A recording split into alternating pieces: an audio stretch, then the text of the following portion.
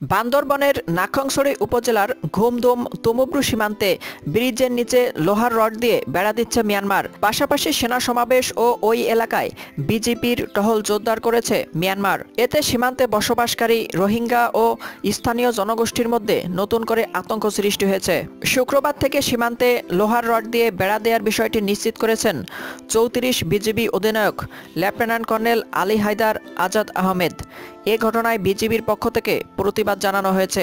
BGB অধিনায়ক lieutenant colonel Ali Haider Azad বলেন, ব্রিজের নিচে লোহার রড দিয়ে বেড়া নির্মাণের বিষয়ে মিয়ানমার বলছে ব্রিজের নিচ দিয়ে সীমান্ত অতিক্রম করে যাতে কেউ মিয়ানমারের অভ্যন্তরে প্রবেশ করতে না পারে তাই নেট দেওয়া হচ্ছে।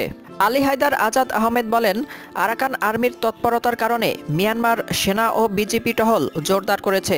এতে আমাদের উদ্বিগ্ন হওয়ার কিছু নেই, তবে সীমান্তে যে কোনো ধরনের অপ্রীতিকর পরিস্থিতি এড়াতে বিজিবি সতর্ক রয়েছে। ঘুমদুম ইউপি চেয়ারম্যান জাহাঙ্গীর আজিজ জানান, তুমব্রু খালে ব্রিজ নির্মাণের কারণে উদ্বেগ উৎকণ্ঠায় রয়েছে আশেপাশের রোহিঙ্গারা। এর ফলে নতুন করে আতঙ্ক আরও বাড়বে।